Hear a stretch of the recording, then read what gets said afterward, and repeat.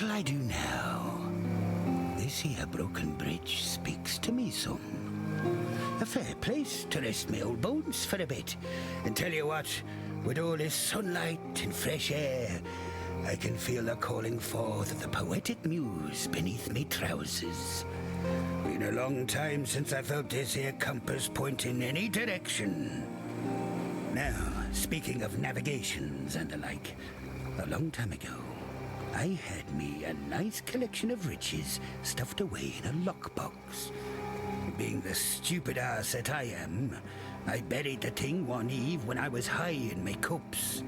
Can't for the death of me remember where except I knew it was near this broken bridge. The box has a silver locket in it. It holds the portrait of my late wife, Meredith. It's the last thing I have in this world to remember her by. If you happen across my lockbox in your travels, I'd be appreciating of its return. It's a bit of an embarrassing affair, truth be told. Thought I could return to the golden days, you know. Be a terror of the high seas like in my youth. Problem was, they'd all forgotten me. Those young blighters sailing about, they had no clue who I even were. Figured if I could complete another great feat, like slaying that sea bitch Mervale, maybe that'd earn me my respect back. Suppose I don't need to tell you, that girl is stronger than she looks. All it took were one slip of the old hands, and next I knew, the Black Crest wrecked against the coast, and I'm getting myself eaten alive by that hag. Peeled each separate muscle from my bones, she did. I tell you, it weren't pretty. I know Lily be missing me something great, and it cuts me deep not to go visit the lass. Thing is, I reckon she should remember me as I was, not retch at the sight of the spectre I be now. Let the legend live on in her mind, I say. Think of the worst place ye can imagine. That's Pondium. Now think of the gods be damned best whorehouse you've ever had the pleasure of. That's Pondium. A pirate paradise full of bodies to stab, holes to fill, and devious liquor to imbibe. Brine rots control the whole island and make sure it lives up to the lowest of expectations. Can't imagine much has changed since I was there last. Still, it's a good place to swashbuckle and make love to a bawdy, buxom bunter out back of a boozy bar. Aye, them brine rots be a nasty bunch. Led by me very own flesh and blood, me baby sister Lucy. The rot mother, they call her now. Used to be that I were their leader, back when the brine rots were about one thing, and one thing only, raiding, pillaging, and plundering their scrawny black guts out. Old Lucy were me first mate, for years. But she got a whiff of the power that being captain could gain her, and mutineered me own sister. Dropped me on some deserted island off the coast of somewhere. The bitch. Took months to make it back to the mainland. That brine rot clan's been trouble ever since. Used to have some good old-fashioned pirate on 'em, and now they're raving mad lunatics out for their next fix of fear and fortune. If you're thinking about dying, trust old Whalem. Judging by that rather curious ship and its aberrant captain, I imagine you had rather an interesting voyage here. Now, Inquisitor Maligaro. We must have his soul. He has most certainly returned to his old haunt, yet his manifestations are like wisps on the wind. There one moment, gone the next. While I am familiar with the phantasmal trails and tributaries that filigree this reality, Maligaro's exact whereabouts eludes me. You should speak with these desperates who cling to this broken bridge, that young Templar scholar in particular. Their mundane knowledge must provide where my enlightened sapiens cannot. There was a time before the beast, bathed in the shadows of lost memory, when men and women like you could ascend. Through rareness of quality and the adoration of their people, these few could reach out into the quickening mists of immortality and grasp the power of godhood. Mind you, transcendence is never easy. Like the pains of childbirth, it reeks of agony, tragedy, and sacrifice. The sacrifice most often being of one's humanity. That is simply the way of it. Those of us who seek the immortal throne live long enough to see ourselves become truly monstrous.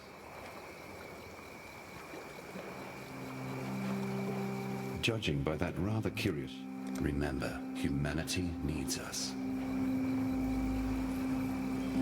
Ah, yes. You do seem to have a penchant for presenting yourself when times are at their most perplexing. It would seem that our Almighty has forsaken us. False deities from ages past now rise and ravage, while our blessed innocence remains as silent as the stones at my feet. So much for Templar propaganda, eh? Well, I suppose if we are to fend for ourselves, then I should answer your troubling arrival with our own most pressing tribulation. The relic that washed ashore and started all the chaos. It was covered in ancient vowel inscriptions. The symbols were much weathered, making them challenging to translate. Yet I did my best. The inscriptions spoke of the god Wraeclast. If this object somehow housed the spirit of that many-faced monstrosity, then I fear we are all in danger. Wraeclast was renowned for his penchant for subjugation and control. Please, I urge you to destroy this god before his strength and dominance grow insurmountable. Nip this divine threat in the bud, as it were. Our poor friend, Grust, has likely become Wraeclast's avatar in this world. At least his recent behavior would indicate as much. If you could see to Grust's passing, Wraeclast will be forced to retreat into the relic. Destroy the relic, and perhaps you will also destroy the god. Yes, Wraeclast, the god of many faces. I read about this god when I looked after the museum in Theopolis. It said he was obsessed with governance, in particular the control of humanity through our base animal instincts. He ruled over the citizens of one unfortunate Val city. Alas, the name escapes me.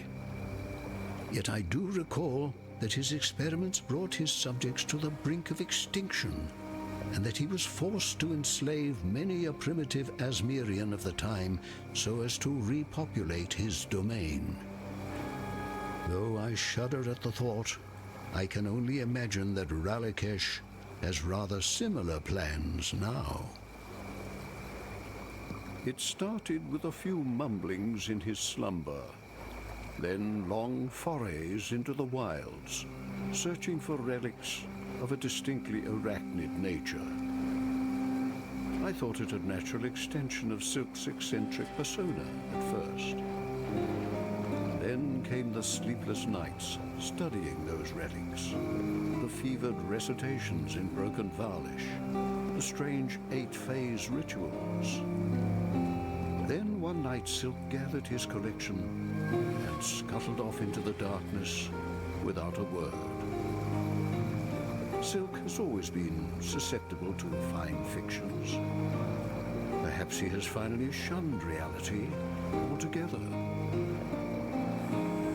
A fascinating case that flies in the face of all that is natural. Whalem is undead for sure. Something we have in spades in Wraeclast, but a sentient, reasonable ghost? Now that is rare indeed. When we talk, I feel as if I'm staring into the breach, witnessing that which man was not meant to know. I have theorized about what animates the pirate's essence, how he manages to manifest on this earth once again. I think I shall compile my observations and speculations into a book. Yes, Eramir's Elucidations of Undeath. Has a nice ring to it, don't you think? Keep your wits about you. You arrive. The Great Spirit spoke in my dreams, told me that darkness would again drown our lands, and you, Exile, would walk before the flood. But what is this? You are not alone. A shade, a memory, older even than... No, older than spirit? Fear grips my throat. I shake, but the spirit drapes a warming cloak upon my shoulders. This ancient ghost that follows you, it has the trust of the spirit. And if the spirit trusts, then I trust. My heart weeps for our old home. But what the spirit gives, we must embrace. The spirit, it claims who it needs to, when it needs to. There is no sense in sadness. I watch Silk for many days, scurrying to this old Val stone, scurrying to that old Val ruin, always muttering. He talked and talked and talked, yet I heard no one answer. The spirit warned that I should stay away from him.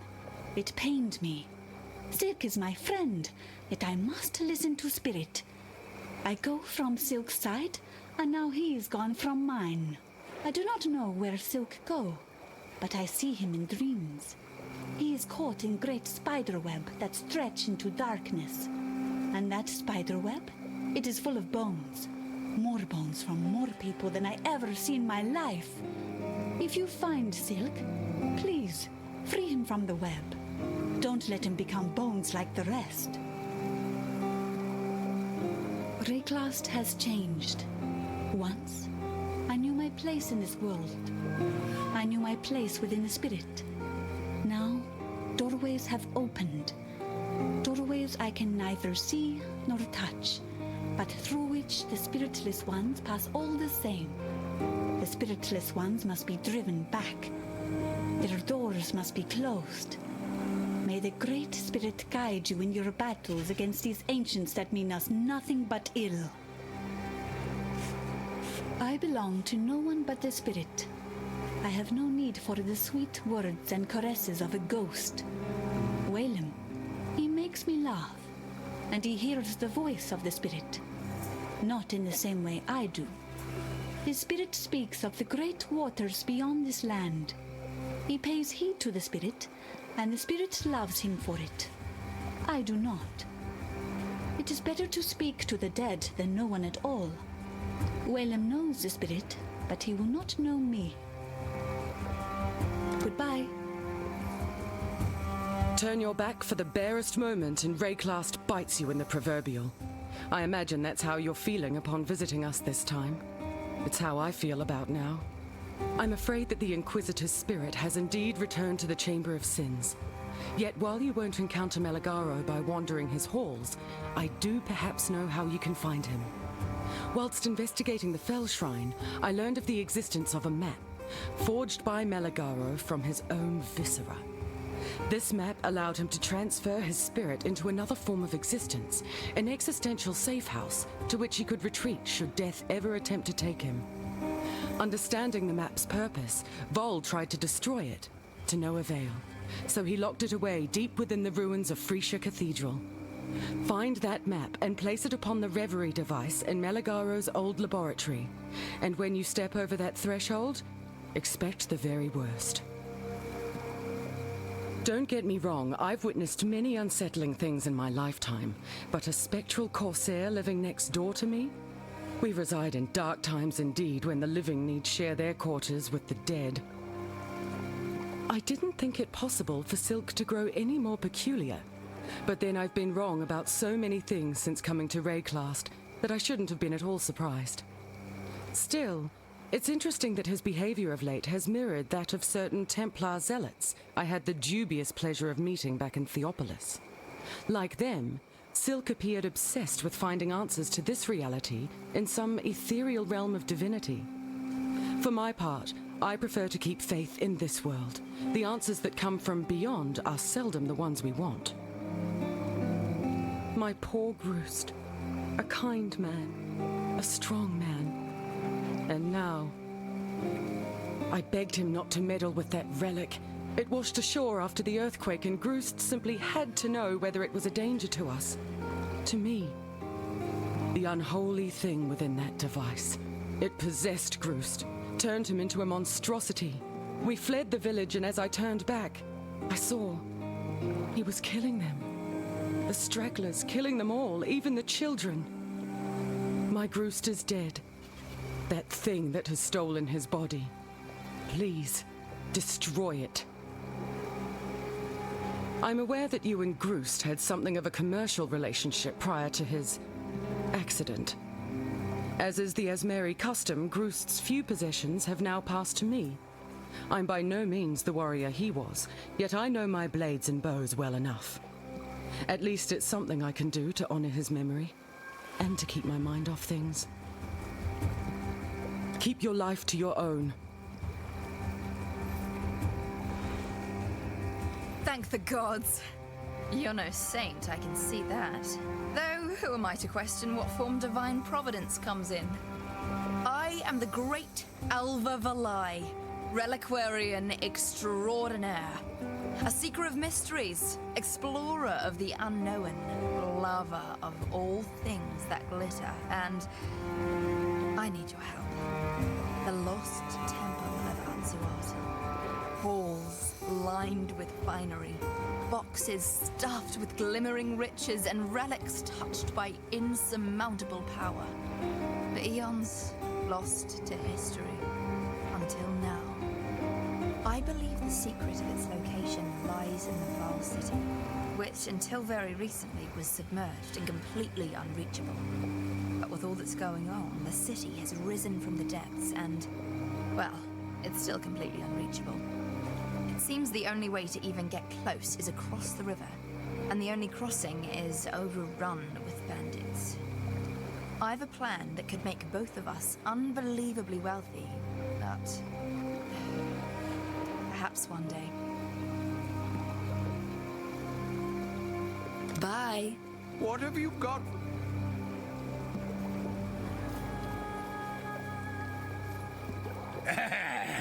Ina's a pretty young thing, ain't she? Bosoms to eclipse the sun she has. Might be that I spent some time here. Get to know the lass a tad more. Never mind that she's young and alive and I be, old and dead. Once she hears me poetry, that is. Not a girlie alive who won't want for a bit of the old rot tooth once he breaks out the, tongue twisters and word plays. Not that she'd likely hold much interest in an old ghost like me. Still, a man can dream, even a dead one. Ah, that lassie. Pretty on the eyes, I reckon, but she's got her knickers pulled up far too high. Bit uptight, if you ask me. Eramir, though he's a tad dull, tends to ramble on a bit. Still, he's a few interesting stories of his own, so might be worth chewing the fat with from time to time. Fair winds and calm. Hello. Let us go hunting. This time amongst the ruins of an encampment most familiar to you, once inhabited by your friends, the Asmeri. Ralakish. He's ruthless and cruel with cunning unfathomable, yet he bears one defining weakness, a fear he forged into chains of his own keeping. His is the terror of grasping too much and having it all slip through his fingers. It makes him irrational and therefore vulnerable. Ralakish, the illustrious master of a million faces. I call him the god of hide and seek, while other deities waged wars, spread their seed, and laid waste to whole empires. Wraeclast perched on his throne in a dark palace of ebony, choked with incense, blinded by obedience, and deafened by a senseless cacophony of brass gongs. Thankfully, he never had the courage to peek over the high walls he built, else the world might have been in trouble. Remember, humanity needs us. Hello.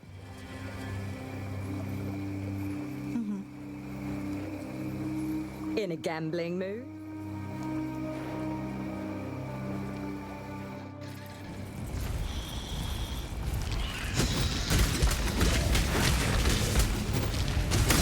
I can't do this just yet.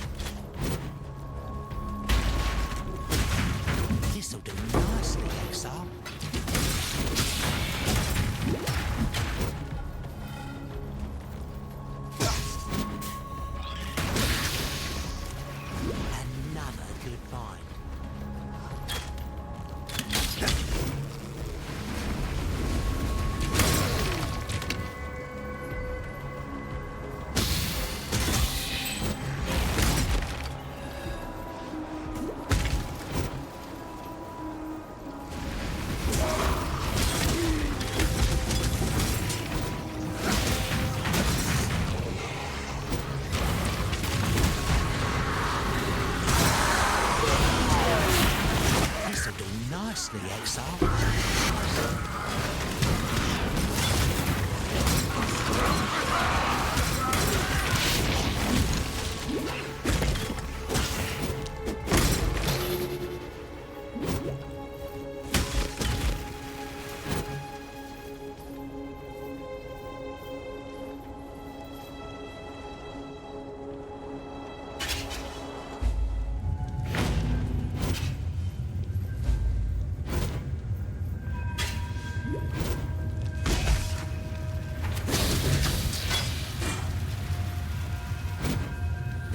I can't do this just yet.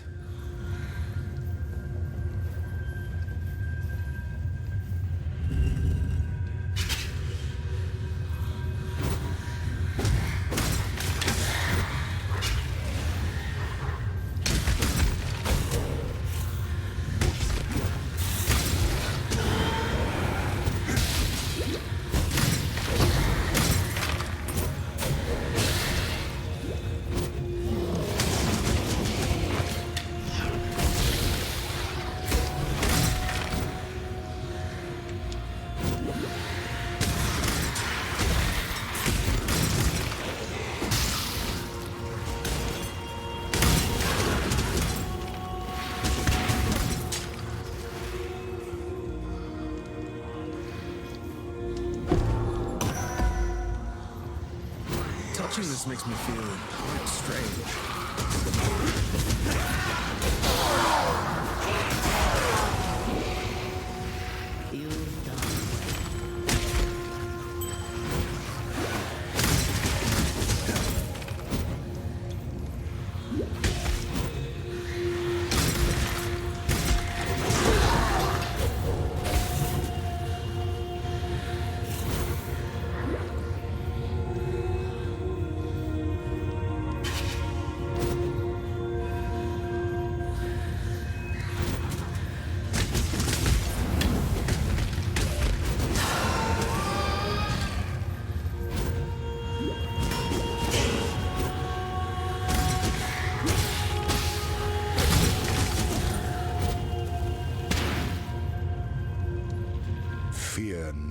gnaws at the entrails of the faithful and the faithless alike.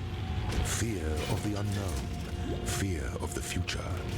An empire requires leadership that can assuage those fears through example, through wisdom, through strength.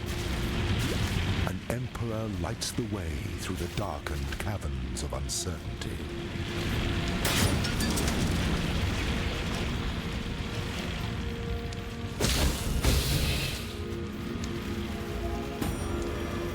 Shine boldly, so that all may find you when the night falls.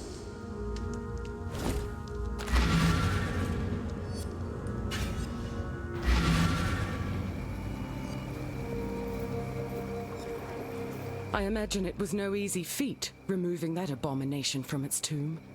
The horrors that must still lurk beneath the fell shrine. Well, I suppose you'll be meeting abominations aplenty where you're going next. Place that map upon Malagaro's reverie device, and remember, hope for the worst. At least then you'll be partially prepared for what's to come. Keep your life to your own. My help is yours.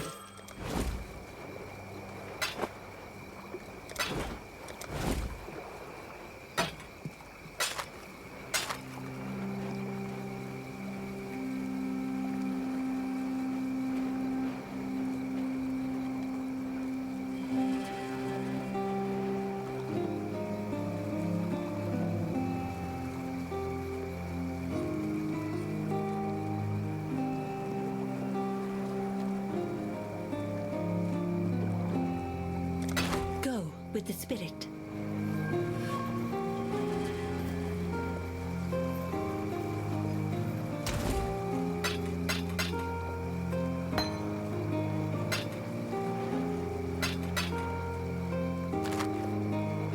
There'll be time for that soon enough.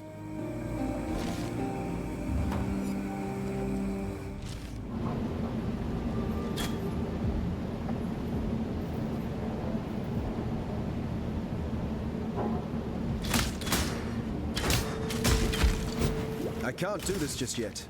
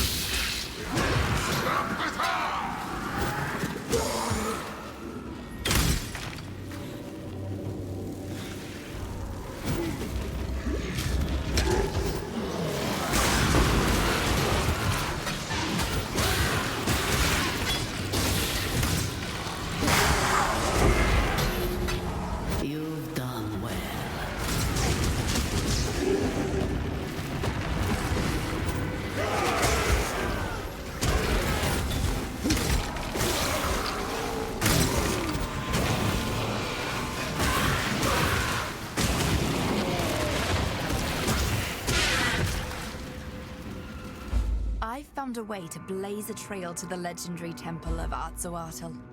A spell cast upon these ancient waystones, triggered by the blood of the Vaal. I've got some in me, you see. This spell will take you into days past. Once there, keep the portal open by slitting a few deserving throats. The longer you stay, the more I learn about the location of the present-day temple. Once we find it, we'll have all the time in the world to collect its many treasures. That's why we need to find the temple in the here and now. Be careful what you do while you're there, however. Any move you make ripples through time, changing things in this day and age. Well, what are you waiting for? Go make history. It's time.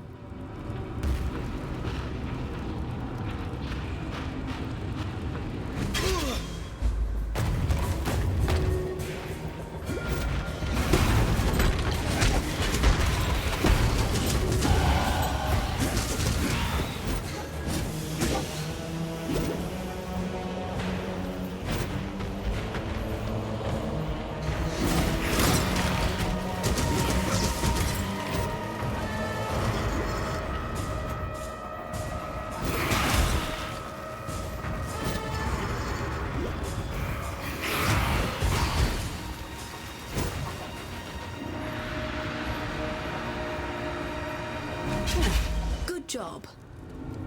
Good to see you survived your first incursion.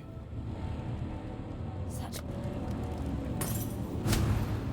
I can't do this just yet. I knew you'd find me. You and I were two coins in the same purse. Your last foray got us a little closer to finding the temple, but we have a ways to go. Hope you're ready for another. Look familiar? This is the temple as you left it last time. Every new incursion changes this map of mine. With enough under our belt, perhaps the temple's current location will be revealed. It's time.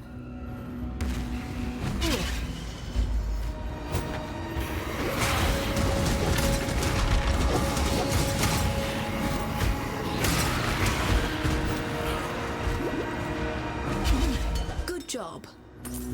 With Xantipi's growing influence there as... Hello, Exile. When I was young, my father gave me my first call to adventure by enlisting me in the employ of Dominus's navy. I used to love the sea. The way it smelled. The freshness of the air. But some stuff happened, and I returned to Theopolis, intent on living a lady's life. It was not meant to be, obviously.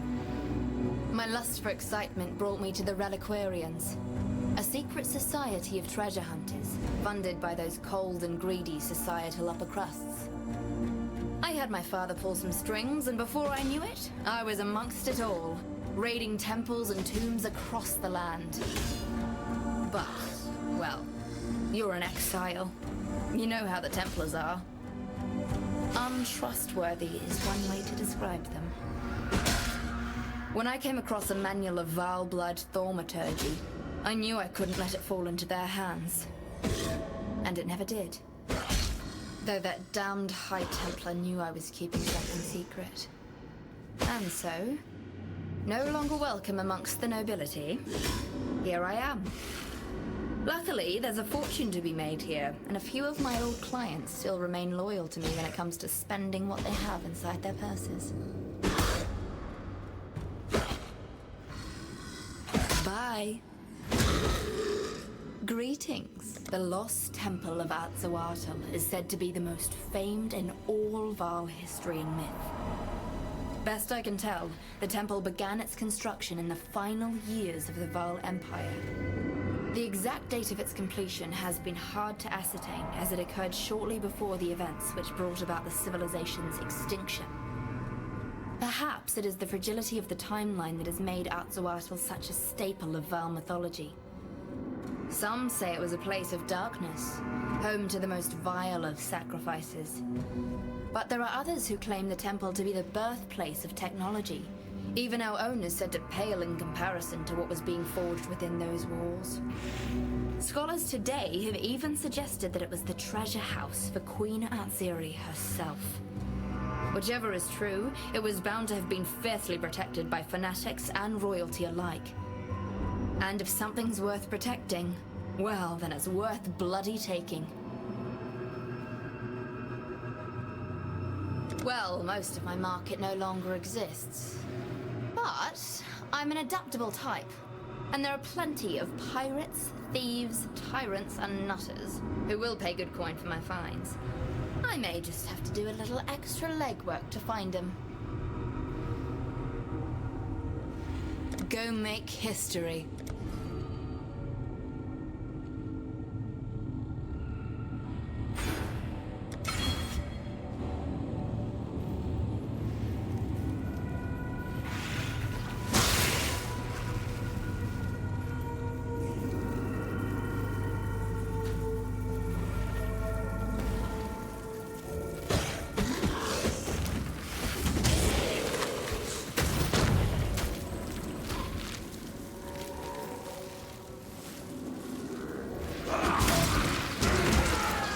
Can't do this just yet.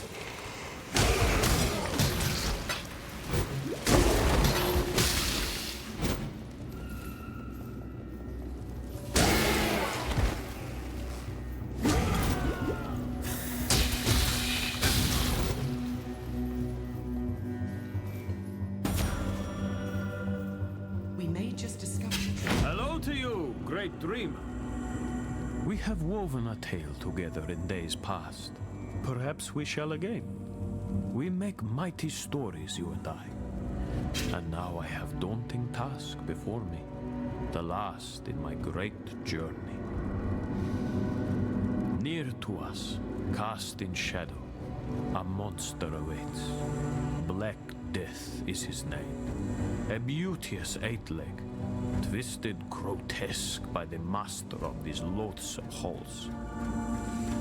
I wish to give this eight-leg the merciful peace he deserves, and to save what is still beautiful, the elixir that only Black Death can make. Please, will you find him? Kill this Black Death. Take the eight-leg's venom for me. I may be fearsome warrior, but Black Death's master has made him into a thing more monstrous than even I can best. Who knows? Perhaps Black Death is too strong even for you. I have climbed the great eight-leg web. I know the eight legs like no other. This eight-leg, this Black Death, is one of the oldest and most fearsome eight-legs in all this land and beyond. To its shame, it was made pet, plaything by the malicious master of this place. For years countless, it grew in pain.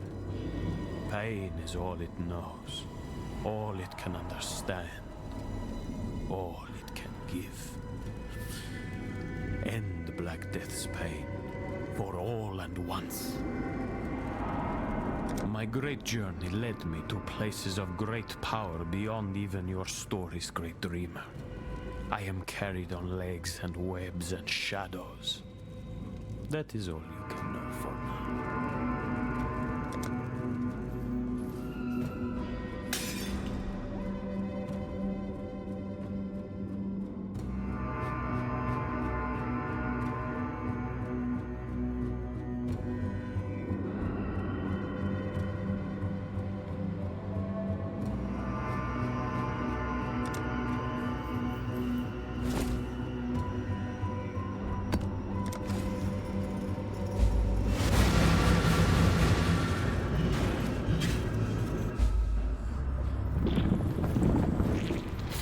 Where am I? I can't do this just yet.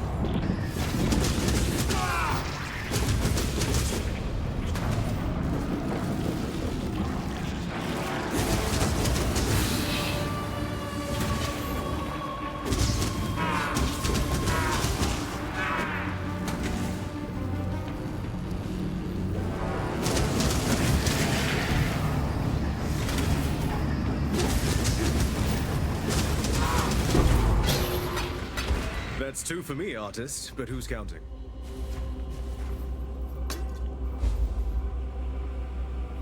Our brutal construction nears completion, and now only the wretched Dodri Darktongue remains.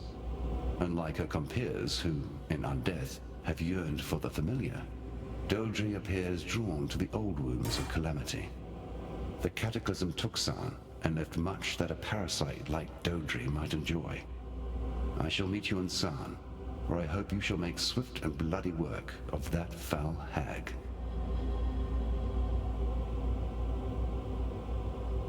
Our brutal construction is...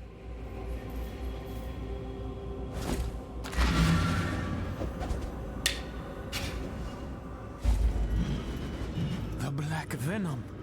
O great dreamer who has done great deeds. I shall see to it that my queen rewards you with honor and mercy when she rises up to claim what is hers. Yes, this elixir, so aged and potent, shall be life-giving draught that she sips upon first waking. It is my gift to her, my wedding gift. Great dreamer, you will be wrapped in silken finery and made welcome at our wedding feast. Guest of honor. And oh, what a feast we all shall enjoy.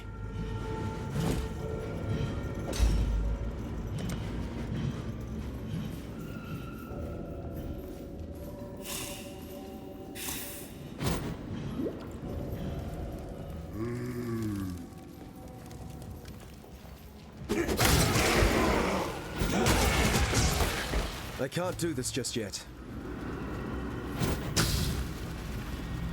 You've found yourself a hideout. There you are. Ready to Could be a revisit good the staging past. ground once we've found the temple The in the more present you day. kill, the more you change Let me know my if you've map. got space for me. And the closer we get to finding the temple in the present day.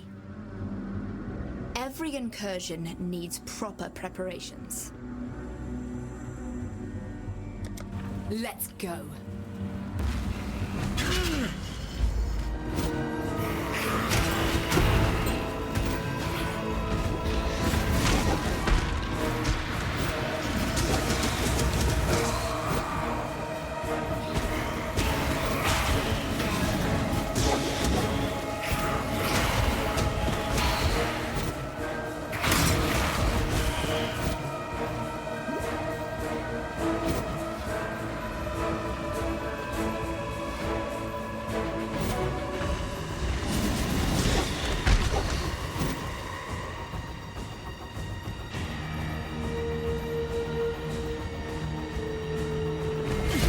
Good job, Exile.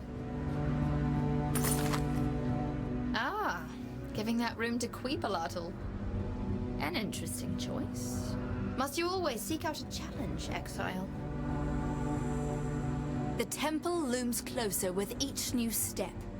Find me again, and we'll continue our task.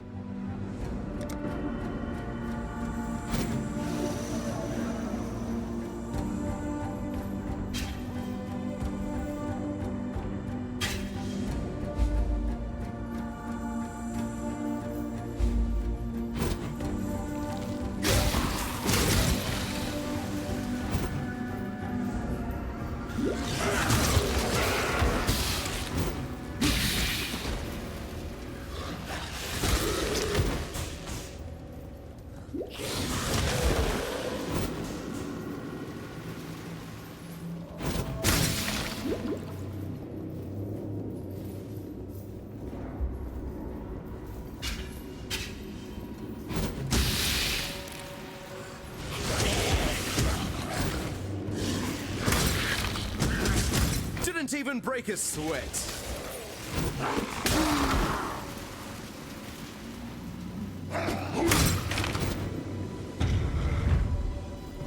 The path to justice is slender and perfidious, fraught with missteps of ambition and despair, egotism and doubt.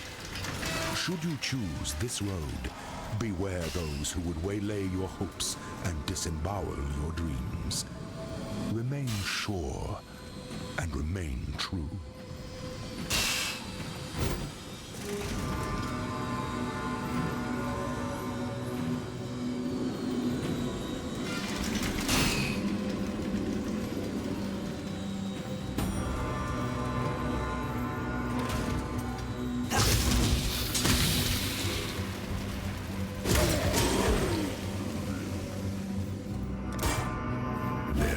fine line between consideration and hesitation.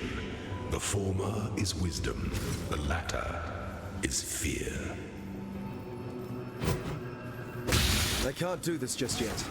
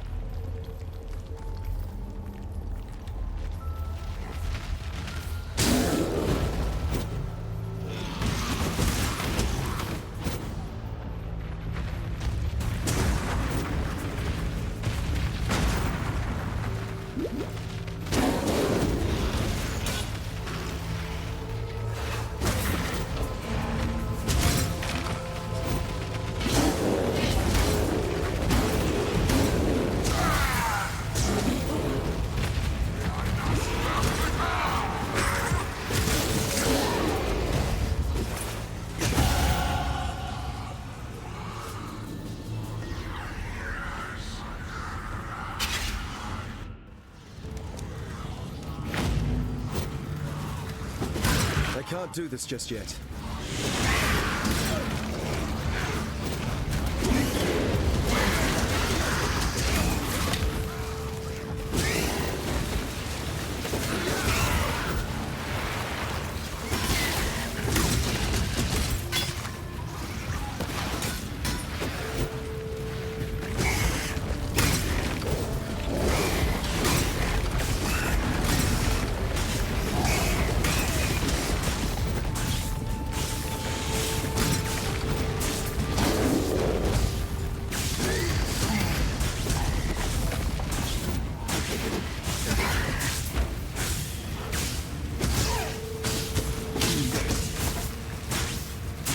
Local, need your aid.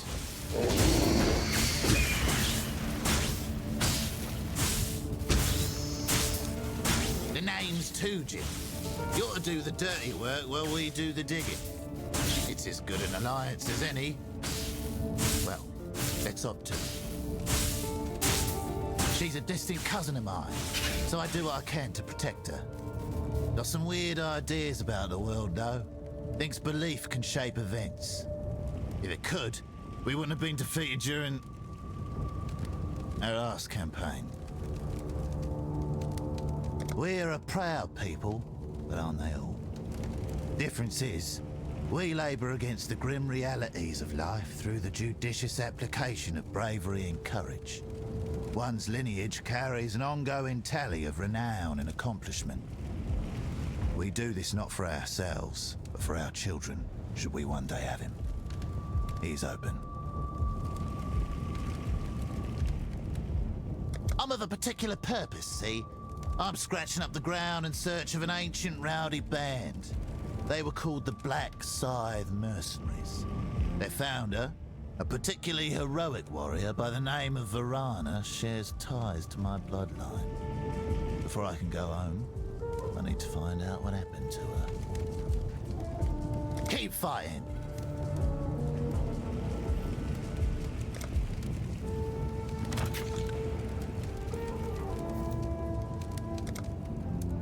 Risky choice.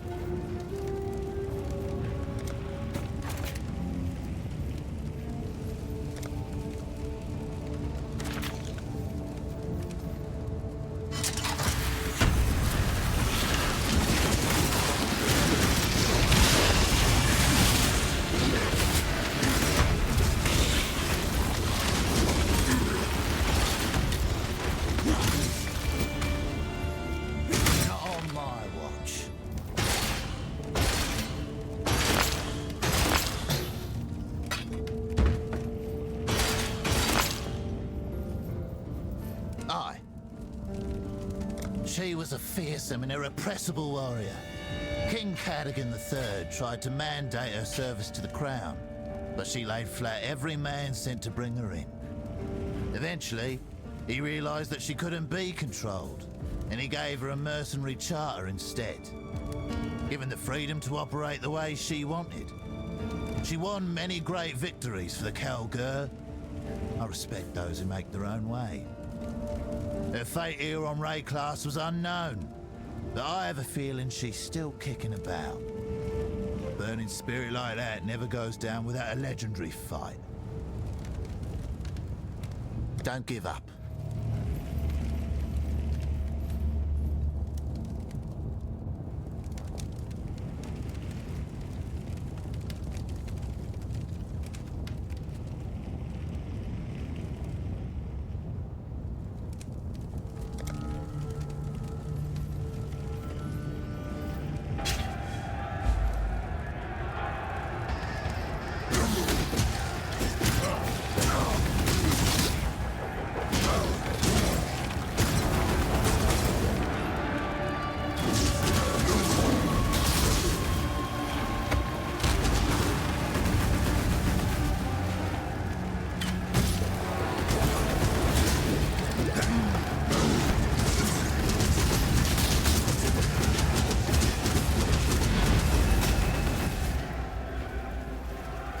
Kesh.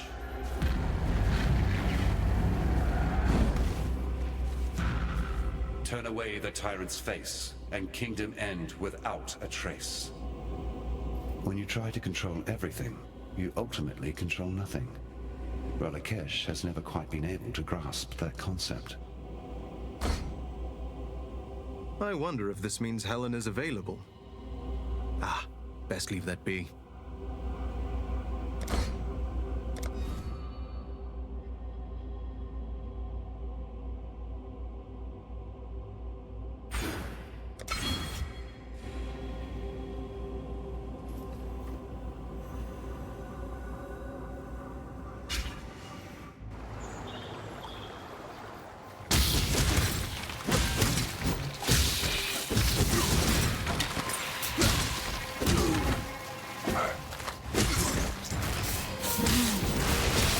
Can't do this just yet.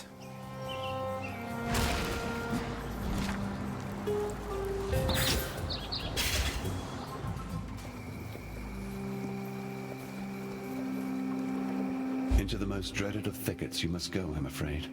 For there Gruthkul the Despairing sulks and schemes. The Val laid waste to her kingdom and placed her slaughtered children at her feet. Grief enveloped Gruthkul, transformed her, flooded her mind with a singular thought, to share her suffering with those who had murdered her daughters. Though she has returned, her sanity has not. There is no fury like a mother bereaved. I wonder if Gruthkul would still grieve for her children if she knew the truth. The Spinner of Shadows had no aspirations until Grathkol's daughters plotted against her. They saw her power over the people, her miraculous potions, her intoxicating lusts. They feared Arakali, thought she might threaten their legacy. Yet that's the curious thing about spiders. They only leave their web when you force them to. A temptress and a predator. Val legends say she crawled up from the blackest of pits during the creation of the world. No, her beginnings were far more mundane. A mortal harlot whose endless lust for loin and lecherous delight saw her transformed into the very image of her dark desires. The Spinner of Shadows, they once called her. She sees herself as a regular goddess of love, and has the romantically forged temple to prove it. That's where you'll find her. Yet there's little romance to the lady herself. At least, I doubt the corpses that now embrace her carapace would think so. Answering the call of a royal invitation, I visited the Spinner of Shadows as an emissary for a small and fragile alliance of gods. Mostly weak deities huddling together in terror of being consumed by their greaters. At this time, Queen Arakali ruled an empire, and so invited me to gaze upon her mighty works with appropriate wonder. If I'd looked past this pretense, I may have chanced to see her hidden desire to have me share her bed. For years, I lay trapped in her webbed sheets. Some days she enjoyed my prowess. Other days, we enjoyed each other. Yet this illusion of love and leisure simply veiled the morbid reality that I was not free to leave. I languished under her bewitching spell until the day the spider was betrayed by her own flies and sealed within that temple of her own fevered making. Farewell. I be missing me granddaughter something terrible. You know, I used to tell Lily bedtime stories till she fell asleep in me arms. She loved the ones about Kishara, a tough-as-nails Val lassie, said to have explored every coast, cove and bay of this blasted continent with the help of her star. Some nifty artifact she nabbed from somewhere on her first voyage. Young Lily, she were fascinated by Kishara's star. Said to be fair humming with thaumaturgy, able to guide its mistress wherever she be fixing to journey. Methinks me granddaughter liked to imagine that one day she'd hold the star in her hands and explore the outer reaches of this world. Oh, I'd dearly love to see her again. But there ain't no way I'm making that journey with nothing to show for it. She looks up to me, does Lily? So, I'm reckoning that star might put a smile on her pretty face. With such a gift in hand, I'd maybe have the guts to go visit my granddaughter instead of skulking here like some craven ghost. That's if some kind and brave soul fetched it for me. Legend has it, Kishara got herself in some hot water with a certain Queen Adziri.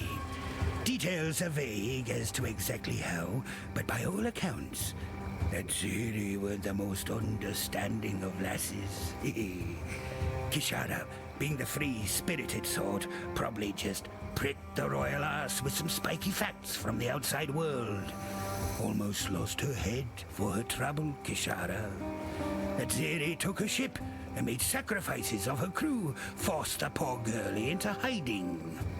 Still, Kishara being of a wily inclination like myself, she slipped through Adziri's talons and right out of the Empire.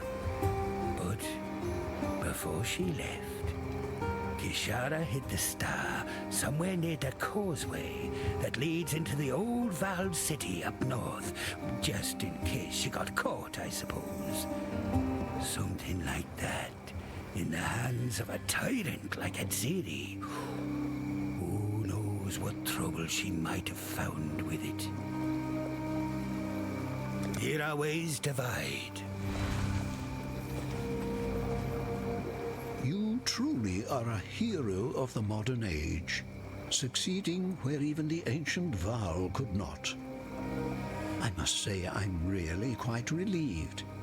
For a while there I feared we were headed towards another theocratic dictatorship. Exile allowed me to be free of one. I had no wish to experience another. You deserve to be rewarded for your efforts. Here, something with a little insight would suit your purposes nicely. What? He's intending to make matrimony with Arakali? My word, that's quite a story even for Silk. Yes, I know that name, and the place to which it is purportedly attached. A temple to the north, now in ruins. If Silk intends unholy congress with this Arakali, that is the most likely place we would seek it. Yes, I know of Gruthgal, the grieving mother. She featured quite prominently in some of the Val texts I restored during my time at the museum in Theopolis. After the deaths of her children, Queen Gruthgal fled north, eventually finding respite amongst the refugees of her own shattered realm. Yet these loyalists saw their own queen as a weapon, a tool for vengeance. They nurtured her pain, transfiguring sorrow into hatred, hatred into violence. Like a grizzled bear, Gruthgal descended into animalism and ferocity. Yet her caretakers foolishly underestimated the agony their bereaved queen harbored in her heart. Like a bear caught in a trap, Gruthgal wrenched free of her human loyalties and slew her followers to the last woman and child. Through devastation, Gruthgal ascended to divinity. Gruthgal's pain has transcended ages, and she will vent that pain upon any and all she encounters until her grief is finally laid to rest. From what I can recall, Arakali was a Val fertility goddess, a rather unsettling union of sexuality and mortality. Whilst usually presenting herself as a large arachnid, Arakali would often assume human form, a ruse intended to lure mortals into the act of copulation. The entries were vague about the gender of her prey. After satiating her carnal desires, she would then quench her divine thirst, draining her erstwhile lover of all bodily fluid. Her acolytes would then collect the desiccated husk and give it a decorative placement in Arakali's unholy temple. I fear that Silk knows not the true nature of the marriage he so desperately seeks. Keep your wits about you. One less twisted intellect perverting our world. There is still much to be done, but at least we can rest easier in the knowledge that Meligaro and his foul creations will trouble Wraeclast no longer. Here. I know that you and Groost didn't see eye to eye, but I'm sure he would have wanted to recognize this deed. It's the act of a warrior, after all.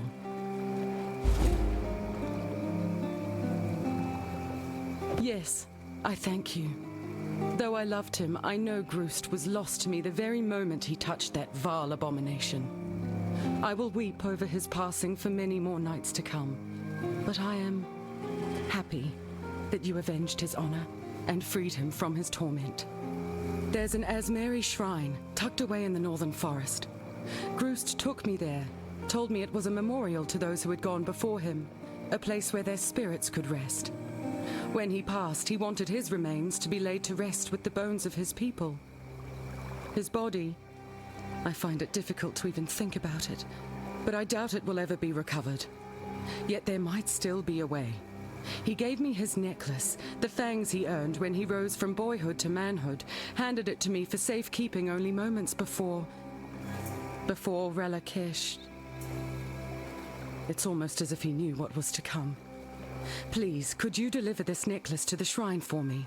Put Groost's spirit to rest. I would do it myself, but the journey to the northern forest is not what it was. These lands have changed, and not for the better.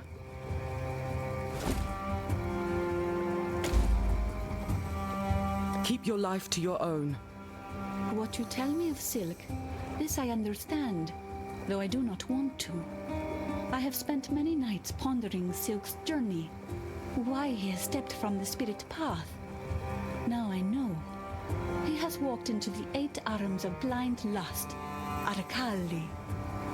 Silk is a warning to us all. He is trying to take the short trail to greatness, to the story Spirit has made for him. Silk tries to steal his story, but now he holds only a lie. Please, you must find the place where this Arakali sleeps in her web of shadow. You must stop Silk before he wakes her, a mistake that we all will come to regret. The Spirit tells me this is so. I have asked questions of Spirit, and it has answered in dreams that wake me with screaming. Arakali will suck all life from this land, leave only empty husks and dusty bones. There will be no spirit, no us, no thing left to love and laugh. Only husks and dust and Arakali. Groost hunted too far from the lands of spirit and fell prey to a spiritless one. I am sad at how he passed, an ugly death. Yet I am thankful that he suffers no more, that he has now found his way back to the spirit, that he can rest now.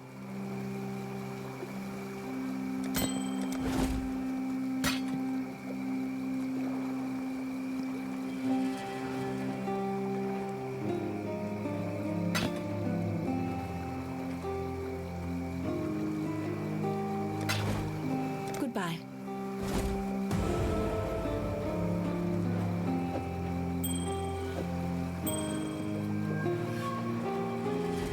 The spirit hunts. Be well.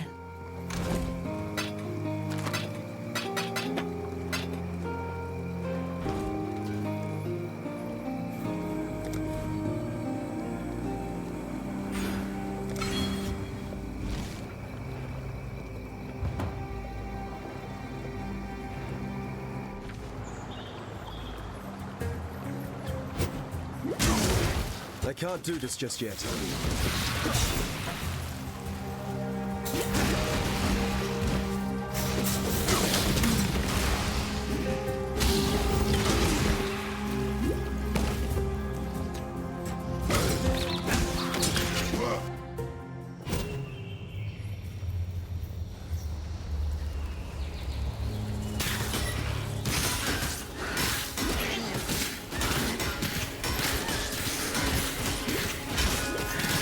This errand.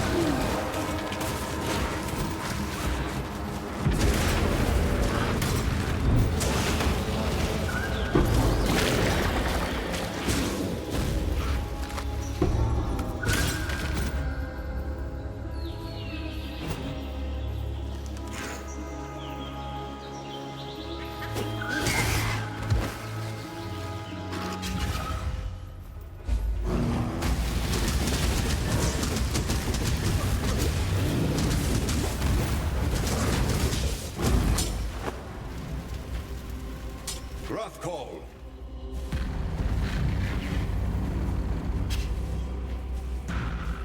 Thus I release you from motherhood's rage. The tragedy is that our world, our kind, may turn something as pure and honorable as a mother's love into such a vicious weapon of wrath and butchery. I only hope that Wraeclast will find her children, happy in her arms in the realms beyond. There's no joy in slaying a mother. Just a hollow victory.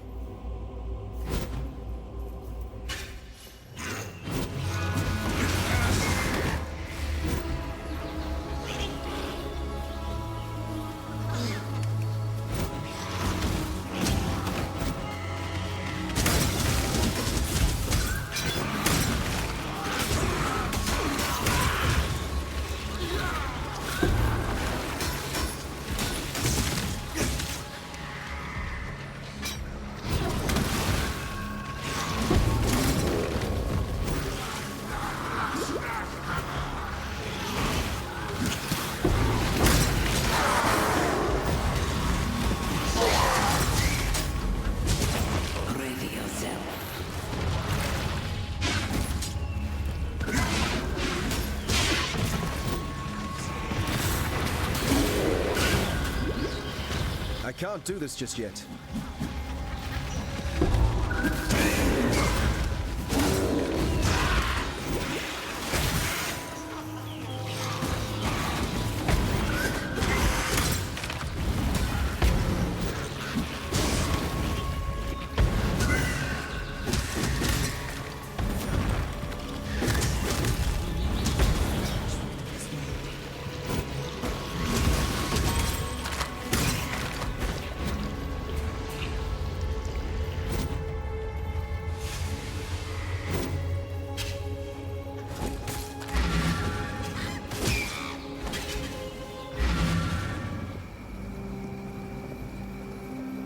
So the grieving mother sleeps once more.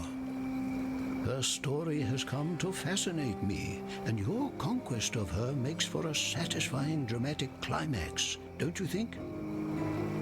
I'm but an old man living vicariously through your life. As history seems intent on repeating itself, I should record it in a book. An historical account of the goddess Gruthkol and the legendary champion who defeated her. Yes, the title needs a bit of work, but it will suffice for now. Here, consider this offering as an advance on the royalties we shall reap post-publication. That is, if there is anyone in Wraeclast who can read.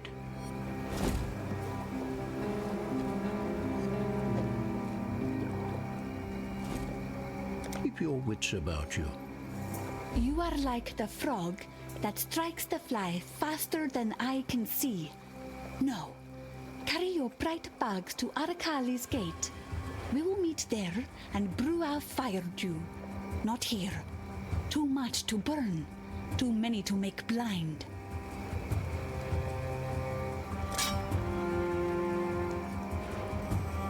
You are like the frog.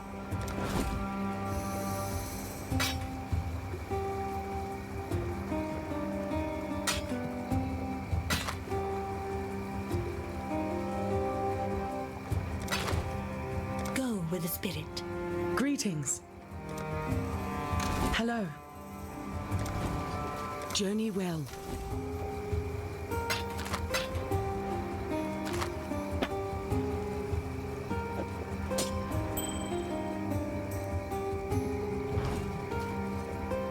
Hello. Fare you well.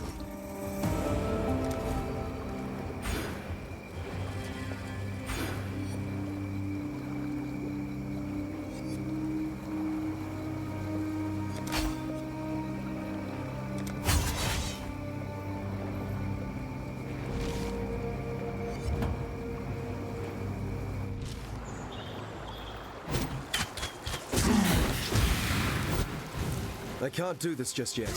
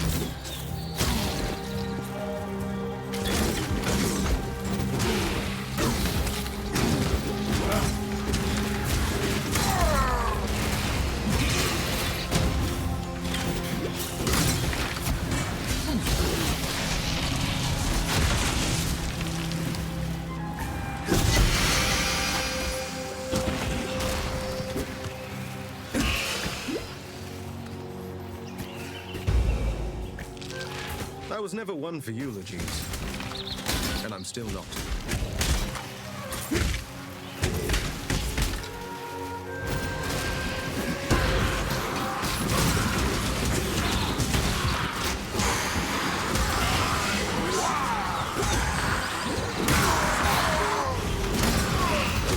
Approach.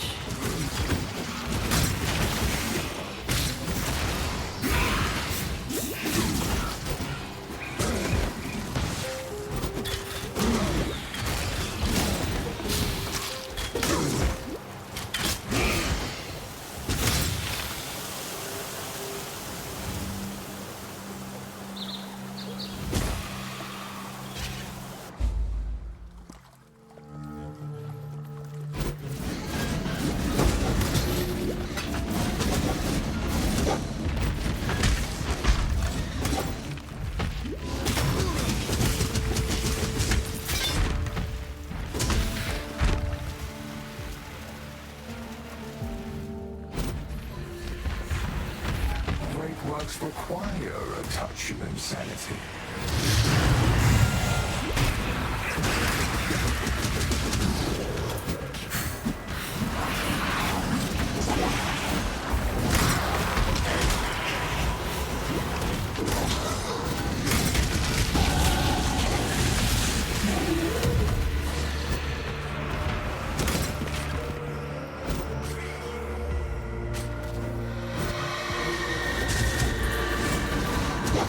I can't do this just yet.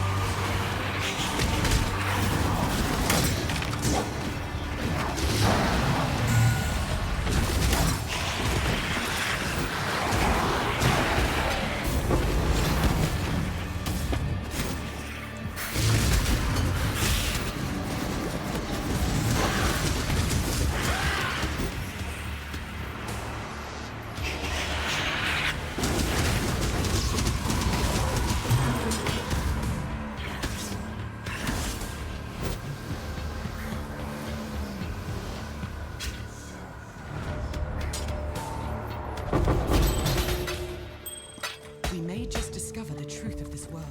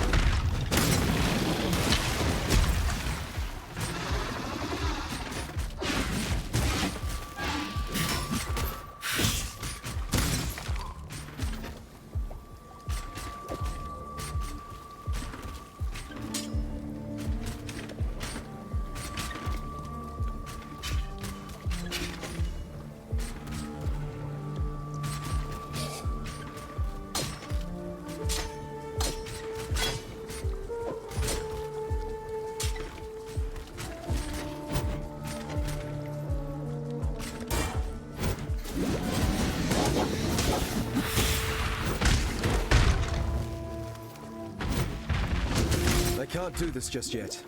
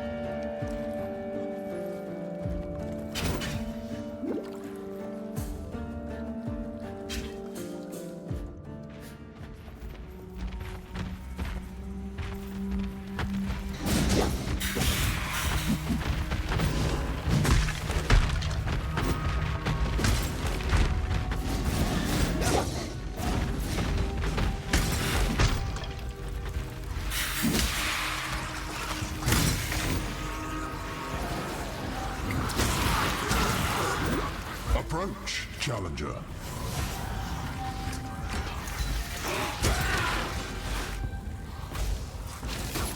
Time is your enemy.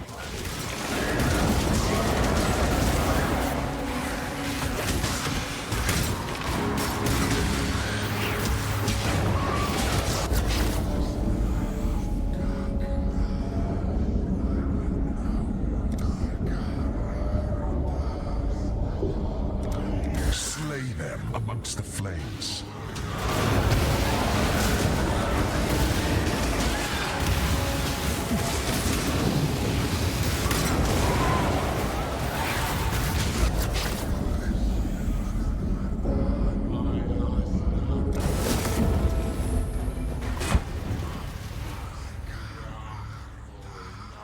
I believe in traveling light.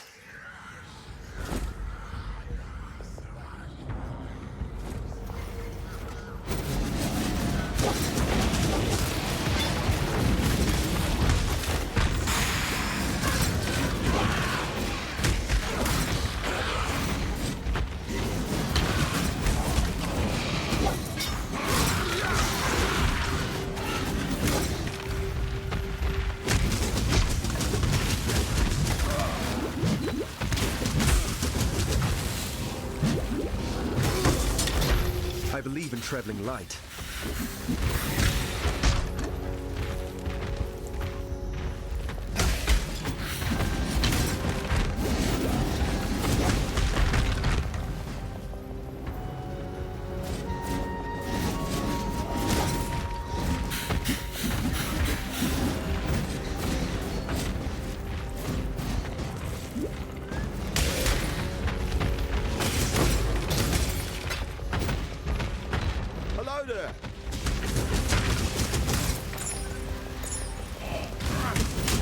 I can't do this just yet.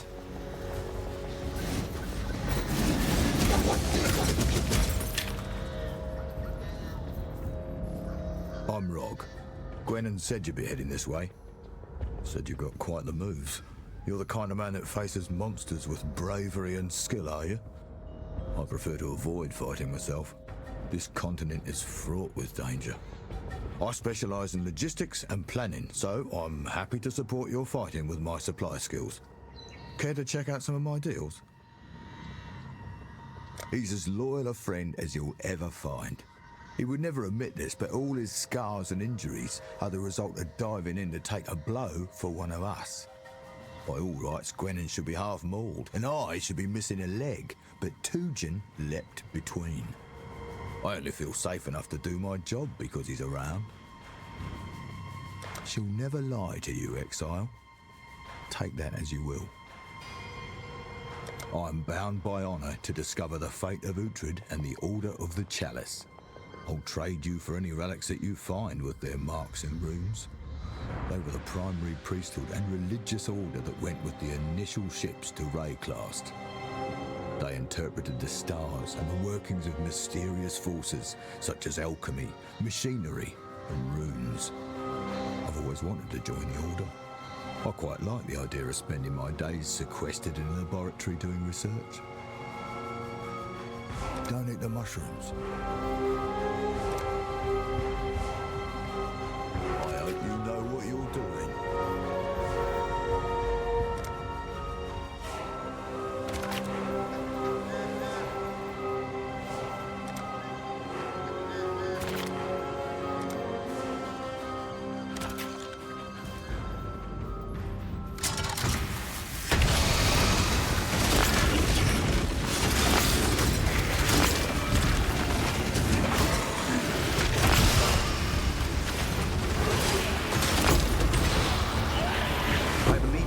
Light.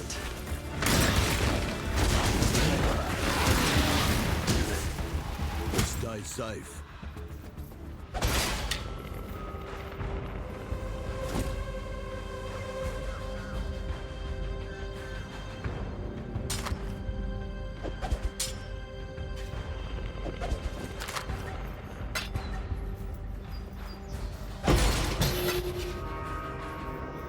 Here for a deal? Thousands of years ago, the last news coming back to the homeland painted Uhtred in quite the negative light. Some called him a traitor, but the details were sparse and confused. I'm here to clear his name or condemn him. The truth stands above all. Don't drink the water. I can't do this just yet.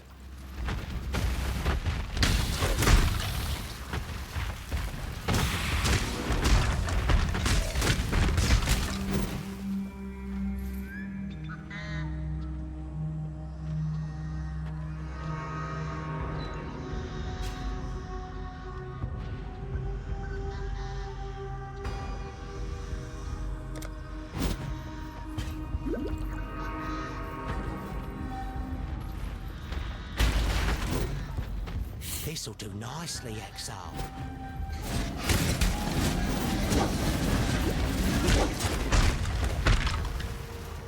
I believe in traveling light.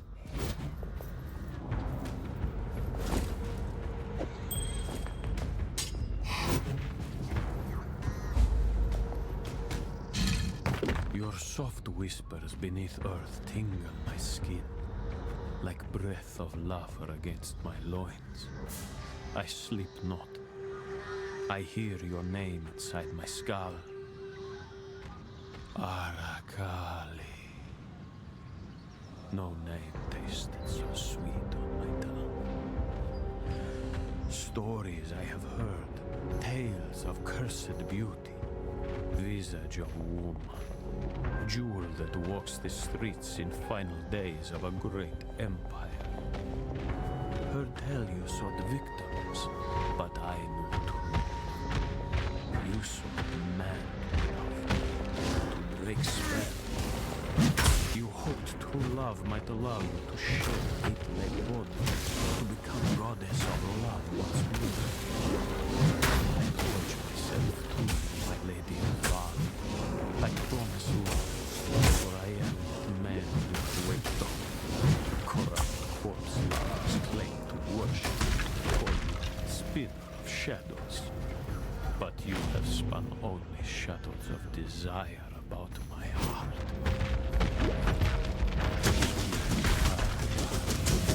I have found the altar. I will speak the call. I will return you to beauty. I will raise you from black pits of despair, and together we shall rule Wraeclast in glory. Forever.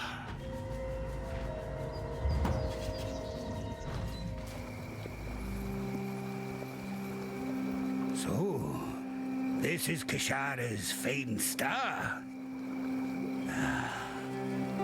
Just as I reckoned. It won't point me in any one direction. It can't make up its mind. I suspect you to me not being able to make up mine. I feel a tremor of prophecy coming over me, like some scallywags just stomped over my grave.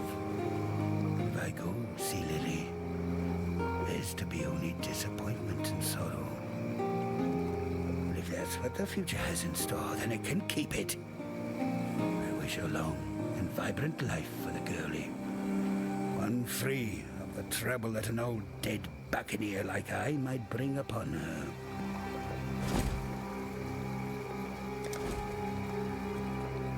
Here our ways divide. Yes.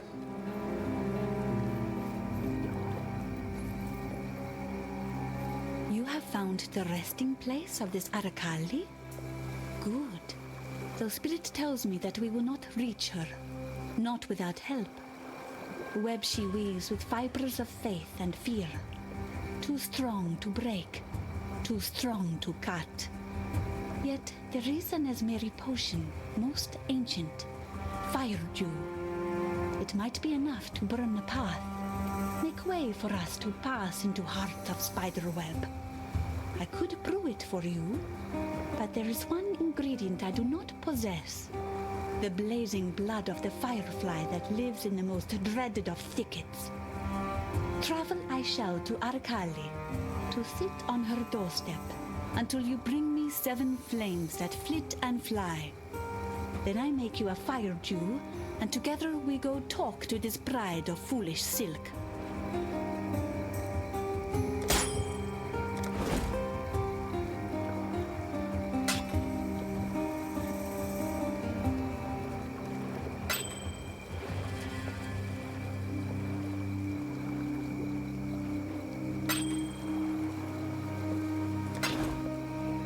Stay true to you.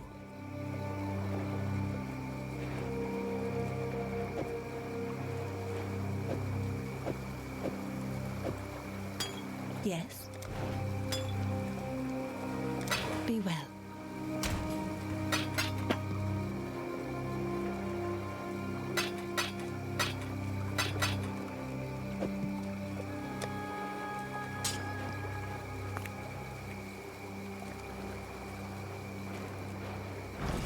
I feel I have failed my poor Groost, not being able to return his bones to the resting place of his people.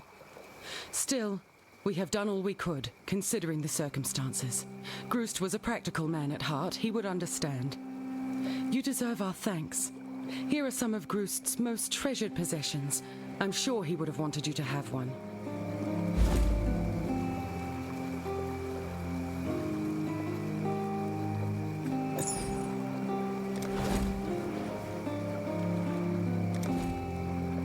Keep your life to your own.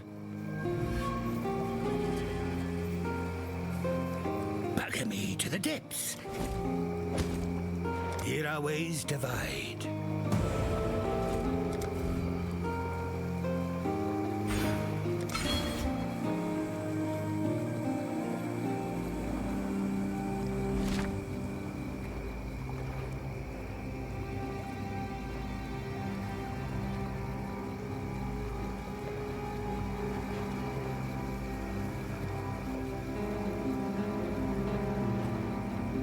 There'll be time for that soon enough.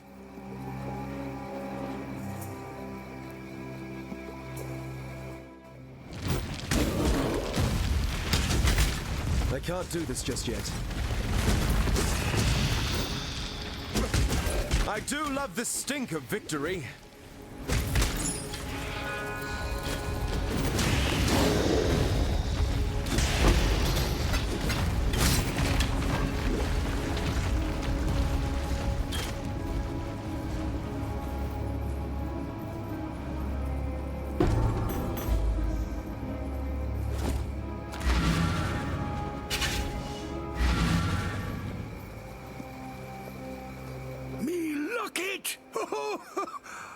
Oh, me darling, me beautiful Meredith. How I miss your shuddering bosoms, your quivering thighs. She had a heart to melt an iceberg, and teats the size of a... Ooh. Well, anyway, I thank you greatly. Please, whatever else be in that lockbox, take your pick from it. This locket be the only treasure I need.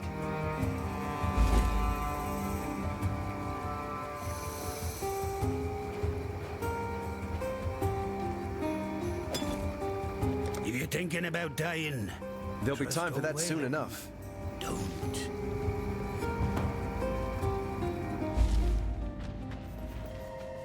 Fireflies, so bright and juicy with flame.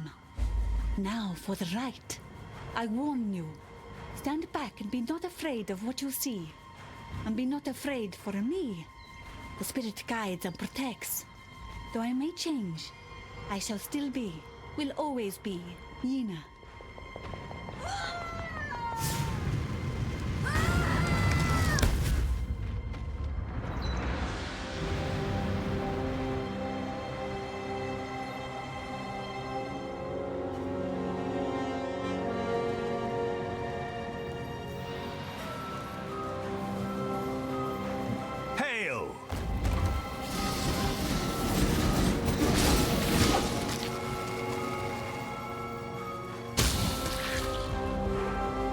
But skin and bones, Exile. But you've made it this far. Clearly you must have some talent. Care to lend your skills to a matter of honor? The most powerful artifact in our known tales was brought to this continent by the first expedition thousands of years ago. The songs tell of it incinerating evil, purifying tainted fields, and warding off those of ill intent. We could certainly use a relic like that now, in these troubled times. But to find it, we'll have to retrace the steps of those long-ago souls.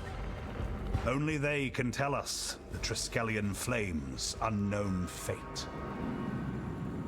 We are of the Kelgur. Ours is an existence spent scrabbling in the muck and mire of mortal life in search of scraps of renown. Some find it on the battlefield. Some find it in service.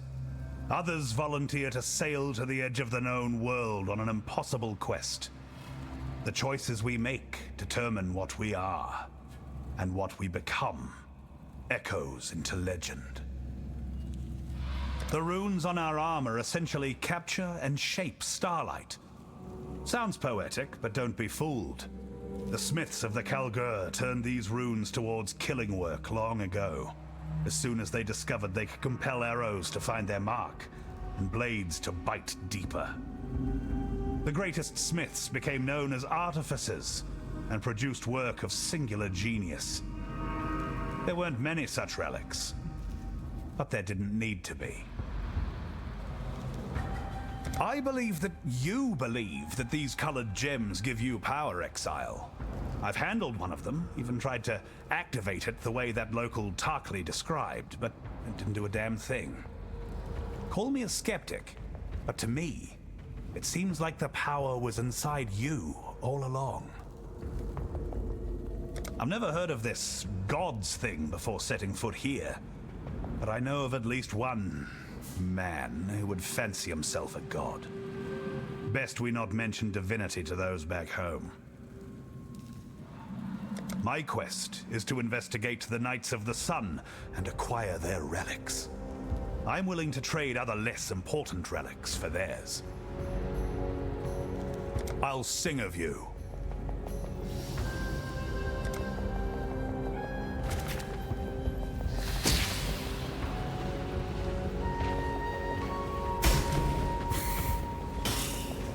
That'll bring a fight, certainly.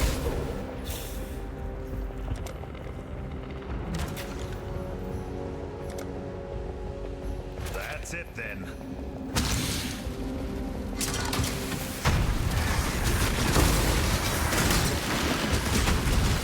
Well met.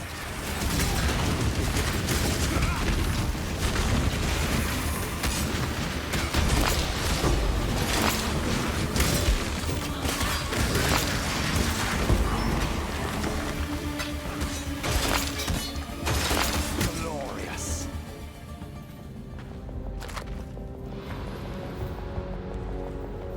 Welcome.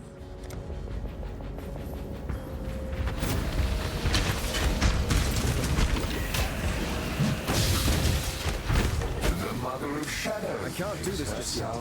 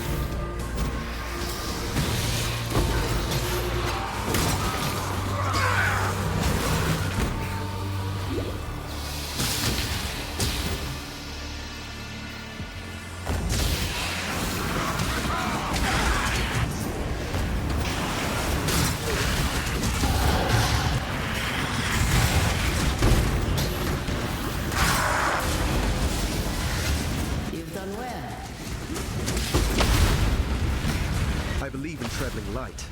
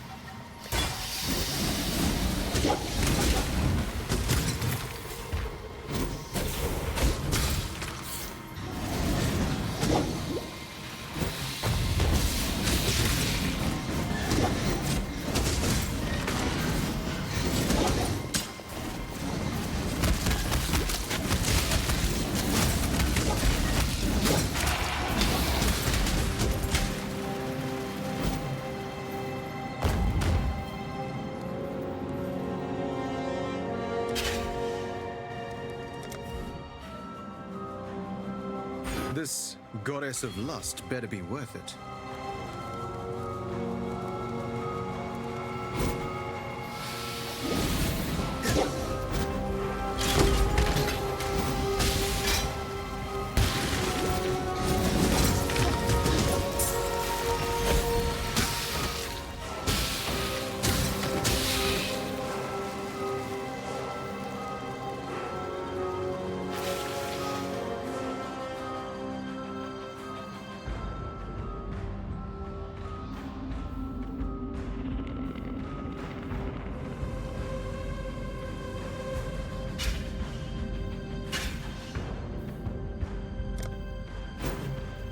I can't do this just yet.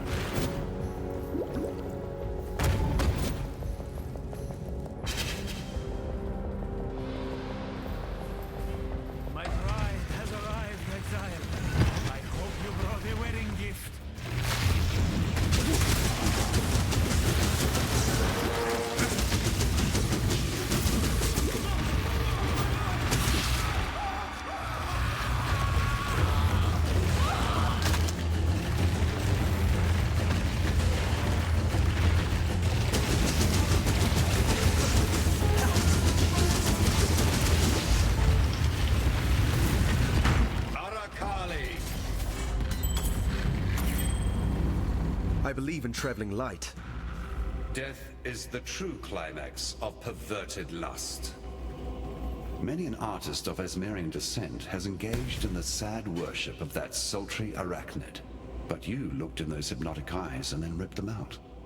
She lies in her bed of sordid memory, alone. A little of the spider yet creeps and crawls in my palm. A touch more power for my subduer of gods? Remember, humanity needs us. If that was the goddess of lust, then I'm considering an oath of celibacy. May humanity flourish.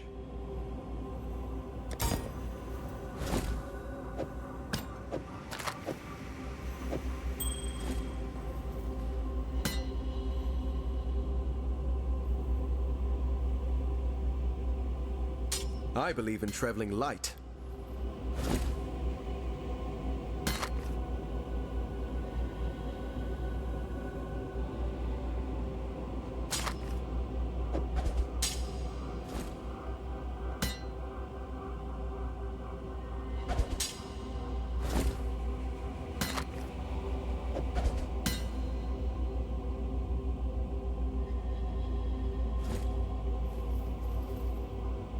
You hear that? No? It is spirit singing as does the fly who escapes the web. Yes, it is most happy with us. And with your strange friend there too. He is a god. Yes, I can see that much. But why he helps you? Of all questions, that one you must have answered to. Now I must return to Broken Bridge. So tired now. We will speak more of silk and sorrow then. You hear that?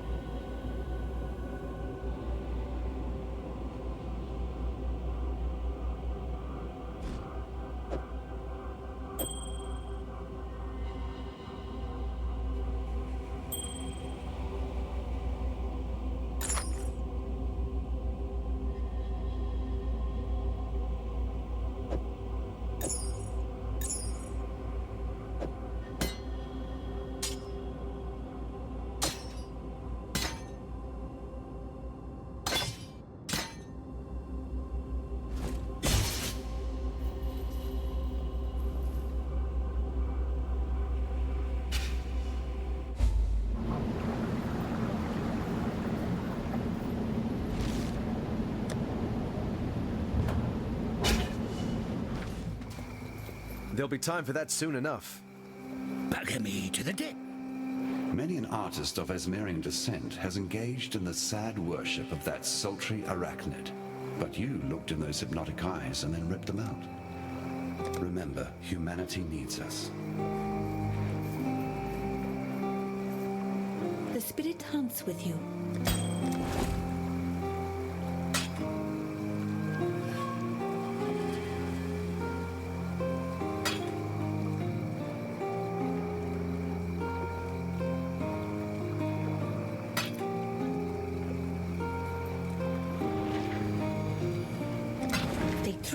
Hello.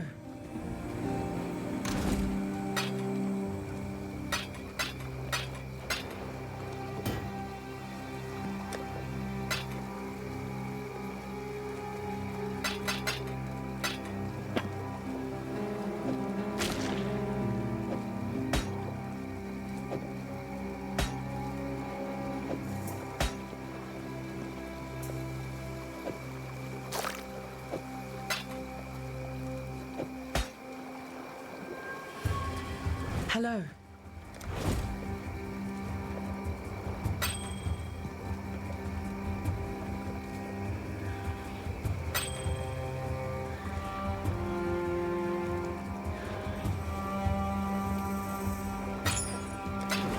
Keep your life to your own.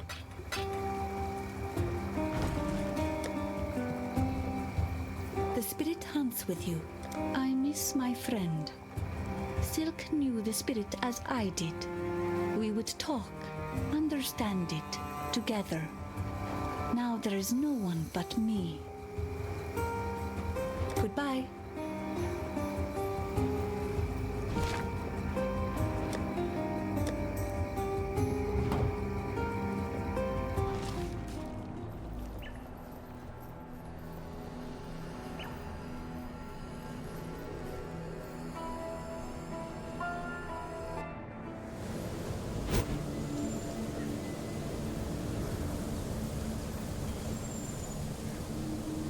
Justice will prevail.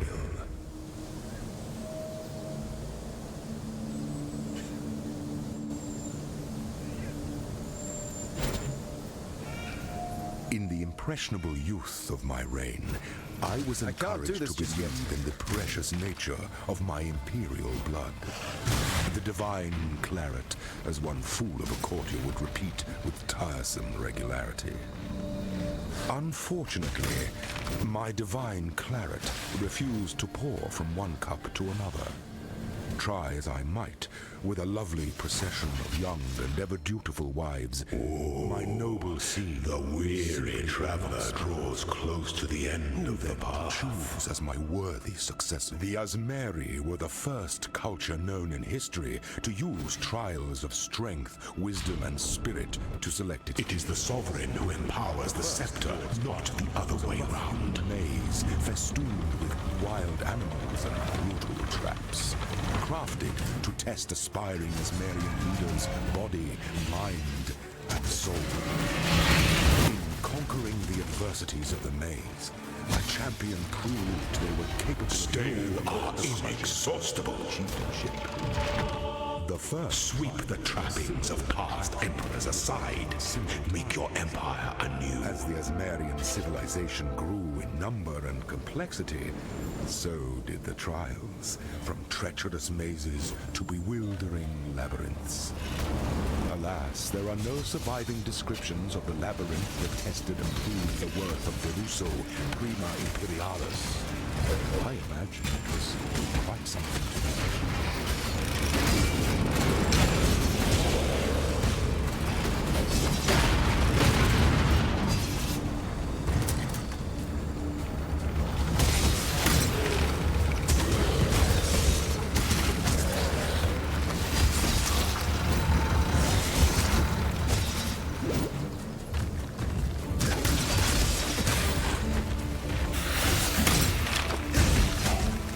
The son of Esamir met the son of San upon the road to the imperial throne. The Eternal offered his cunning, his eyes and ears bought and paid for. The Esamite offered his strength, his sword, earned in the arena. A pact was forged, with the labyrinth as witness.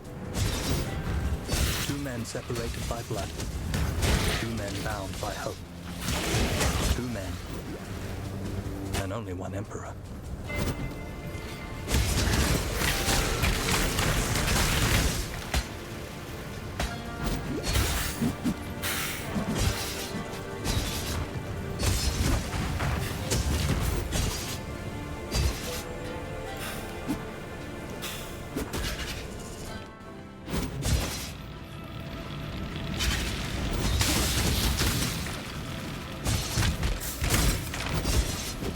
I can't do this just yet.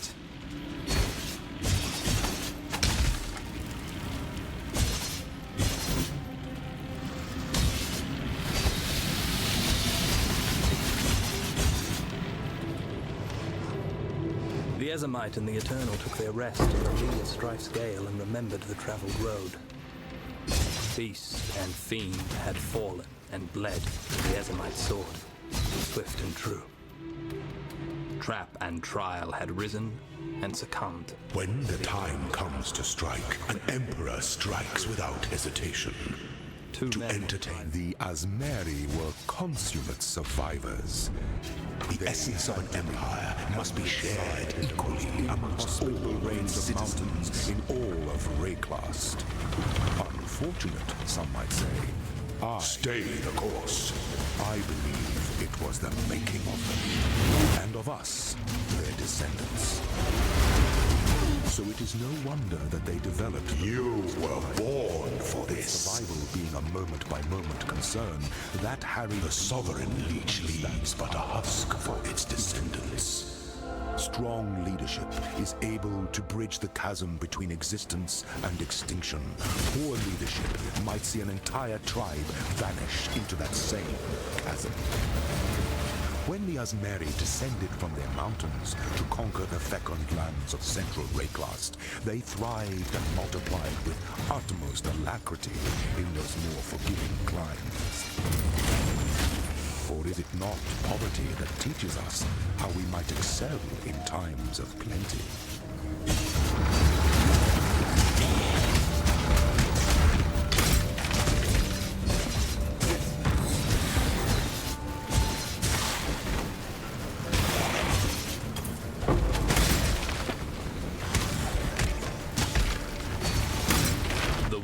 bled upon Zaro's stones and cursed Zaro's ilk. He looked upon the walls of his tomb, built by his masters, his enemies, and called for the first ones to carry him to the forest and fields of his Ezomir. Yet while the first ones remained silent, the guide did speak. Of secrets planted by clever hands, enslaved by gold. And with one such secret, plucked the life of the warrior from the first one's jaws.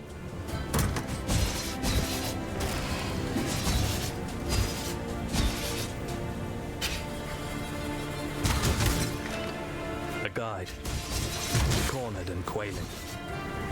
A warrior, watching.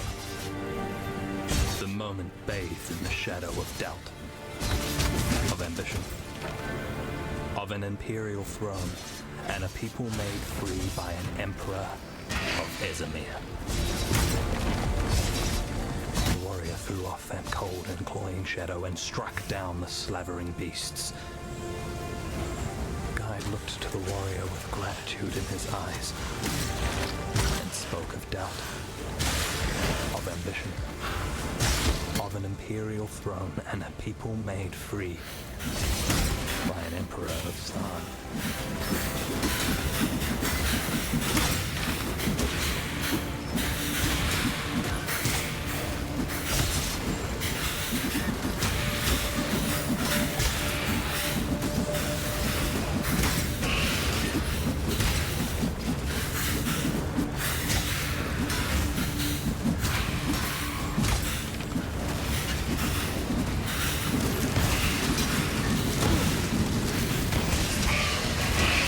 Do this just yet.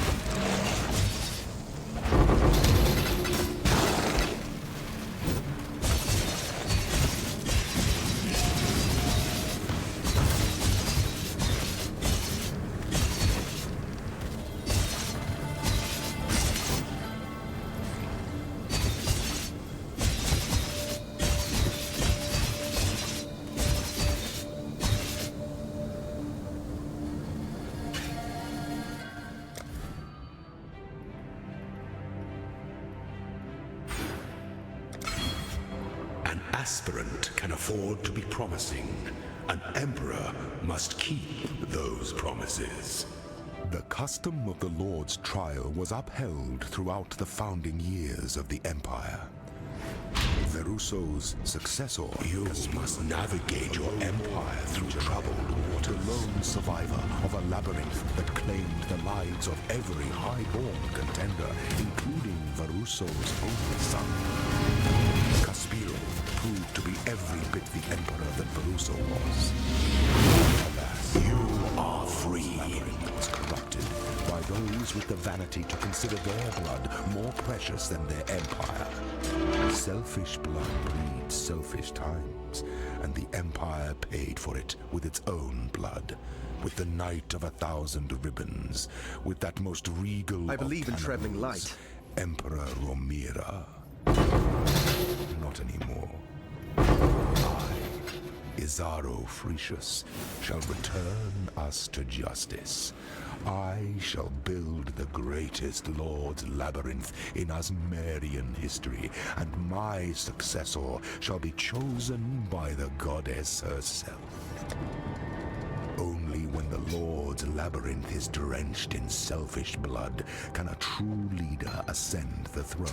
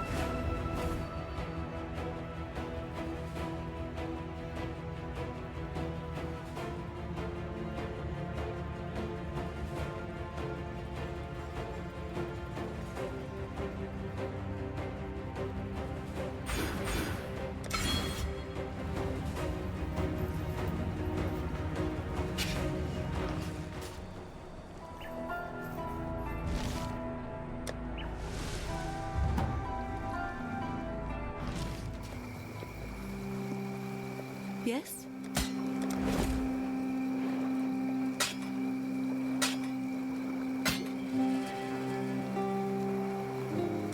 Be kind, if you can.